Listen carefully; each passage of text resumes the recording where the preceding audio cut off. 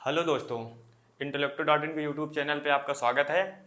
जैसा कि हम लोगों ने पिछली वीडियो में भारत की बहुउद्देशीय परियोजनाओं से बनने वाले क्वेश्चनों को देखा था, ठीक है। तो आज की जो हम वीडियो लेकर आए हैं उसमें हम लोग जनजातीय जो भारत में जो जनजातियाँ निवास करती हैं उनके बारे में जानेंगे, ठीक है। जनजातियों से वैसे तो बहुत कम क्वेश्चन पूछे जाते हैं, लेकिन जो जो इम्पोर्टेंट क्वेश्चन पूछे जाते हैं वनडे एग्जाम में हम सिर्फ उन्हीं को लेकर के यहाँ पे आए हैं, ठीक है। तो चलिए बिना किसी देरी के शुरू करते हैं।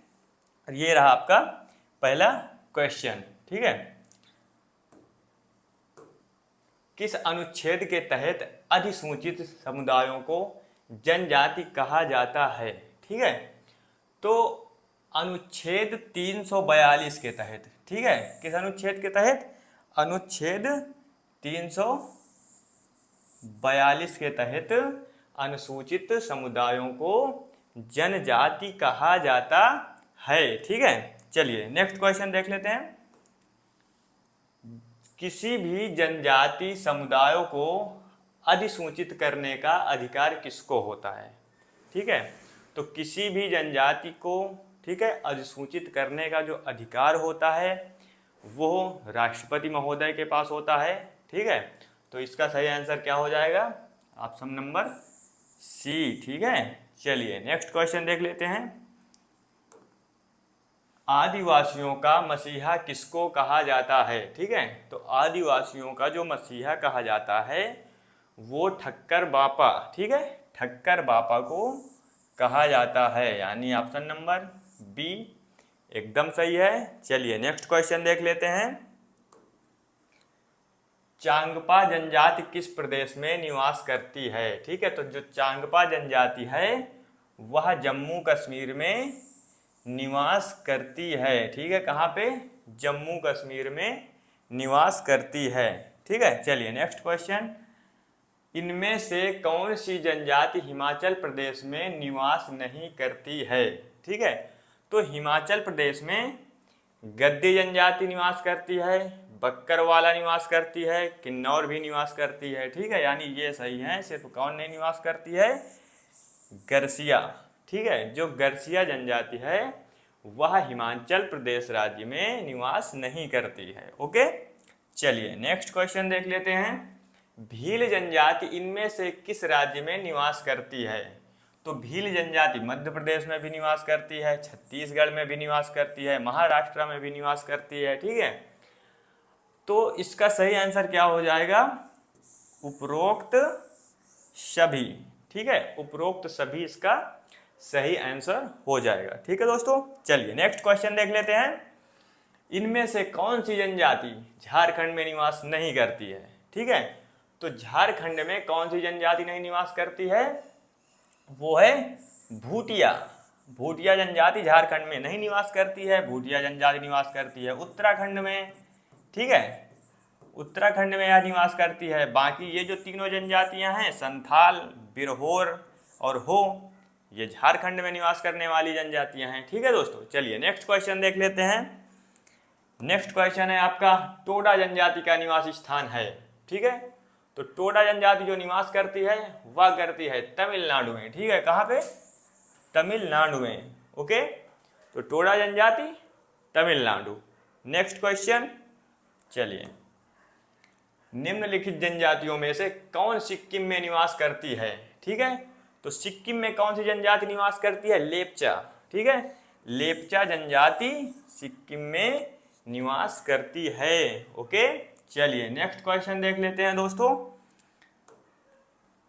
निम्नलिखित में किस प्रदेश की पहाड़ियों व जनजातियों को एक ही नाम है, ठीक है ना। किस प्रदेश में पहाड़ियों का नाम जो है वो जनजातियों के नाम सेम है, ठीक है ना। यानी पहाड़ियों के नाम पर ही यहाँ पे जनजातियों के नाम भी पड़े हैं, ठीक है।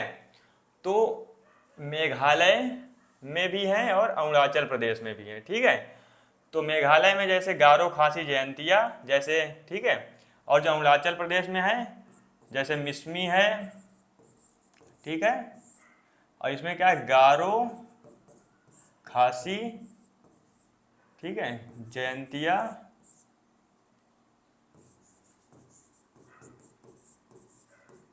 ठीक है, ये यहाँ पे जनजाति पाई जाती हैं और इन्हीं जनजातियों, जो ये जनजातियों के नाम है और इन्हीं नाम पे यहाँ पे पहाड़ियों के भी नाम है, ठीक है ना। जैसे अब अरुणाचल प्रदेश में मिसमी है, आरोब है, ठीक है, ठीक है।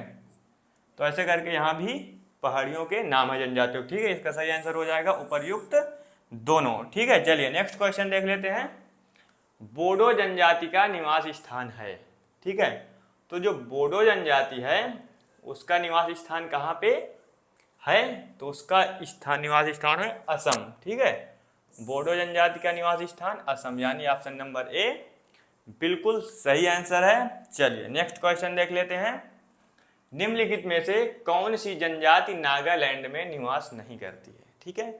नागालैंड में निवास नहीं करती है, ये बताना है। तो देखो नागा पहाड़ी है, इसी के नाम पे जनजाति भी है, तो नागा जनजाति निवास करती है नागालैंड में, ठीक है। कोन्याक जनजाति भी नागालैंड के है और अंगामी जनजाति भी नागालैंड की ही है। कुकी जनजाति जो है वो नागालैंड की नहीं है। यह जनजाति कहाँ की है, यह है मणिपुर की, ठीक है। यह कहाँ की है, मणिपुर में निवास करने वाली। अतः इसका सही जो आंसर होगा वह होगा कुकी जनजाति, ठीक है। तो कुकी जनजाति जो है वह मणिपुर में निवास करती है, ना कि नागालैंड में। ओके, चलिए नेक्स्ट क्वेश्चन देख लेते हैं। सेंटिनेलीज, ठीक है, सेंटिनेलीज जनजाति कहाँ निवास करती है, ठीक है। तो यह जो जनजाति है वह निवास करती है अंडमान निकोबार द्वीप समूह में, ठीक है। अंडमान निकोबार में यह जनजाति निवास करती है। चलिए नेक्स्ट क्वेश्चन देख लेते हैं। भारत की सर्वाधिक जनसंख्या वाली जनजाति है, ठीक है। तो भारत की सर्वाधिक जनसंख्या वाली जनजाति कौन सी है, तो वह है भील, ठीक है। भील जनजाति कई राज्यों में पाई जाती है, ठीक है। तो यह सर्वाधिक निवास करने वाली है, ठीक है।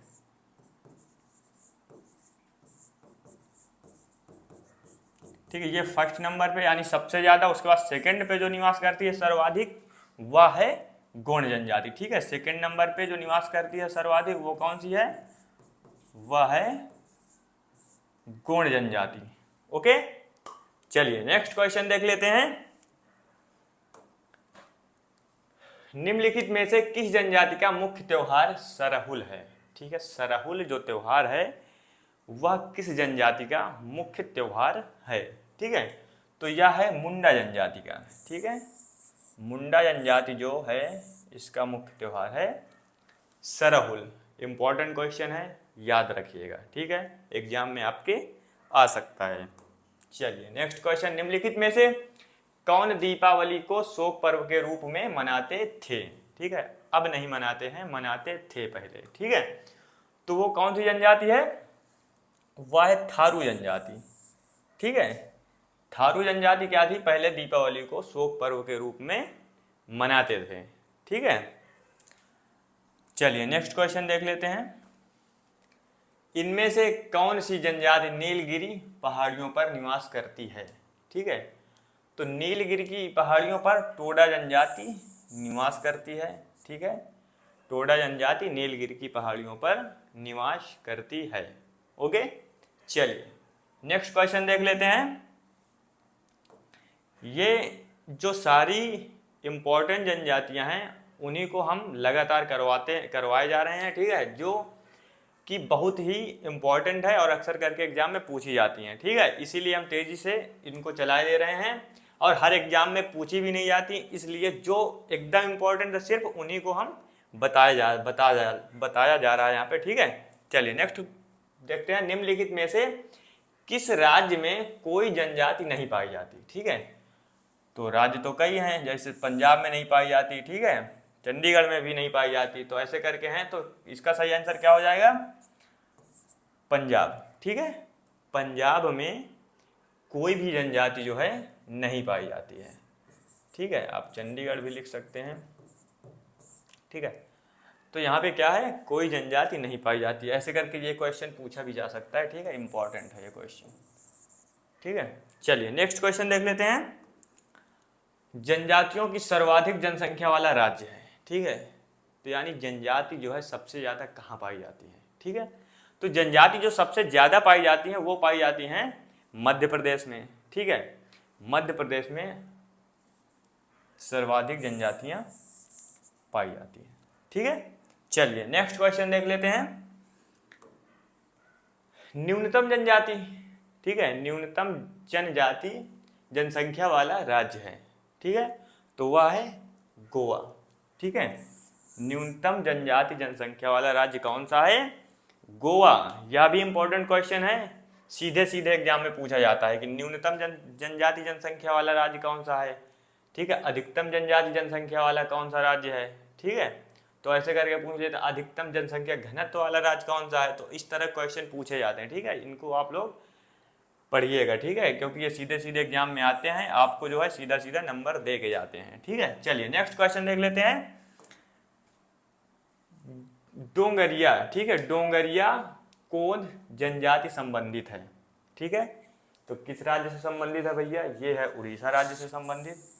ठीक है, किस राज्य से? उड़ीसा राज्य से संबंधित, यानी डोंगरिया जो कौन जनजाति है वह संबंधित है उड़ीसा राज्य से। ठीक है, तो ये आपके इम्पॉर्टेंट क्वेश्चन थे। ठीक है, जो भारत में निवास करने वाली सभी जनजातियों से रिलेटेड थे। यह जो क्वेश्चन हमने कराए यह वनडे एग्जाम के लिए बहुत ही उपयोगी हैं। ठीक है, आप लोग इनको लगातार रिवाइज कर लीजिएगा। आपके एग्जाम में अगर जनजातियों से क्वेश्चन पूछा जाता है तो मेरा अनुमान है कि सिर्फ इन्हीं क्वेश्चनों के बीच में से कोई ना कोई क्वेश्चन उठा के रख देगा, क्योंकि ये क्वेश्चन इंपॉर्टेंट है। ठीक है, अब आप लोग अपनी तैयारी को करते रहिएगा। तब तक के लिए बाय बाय, धन्यवाद।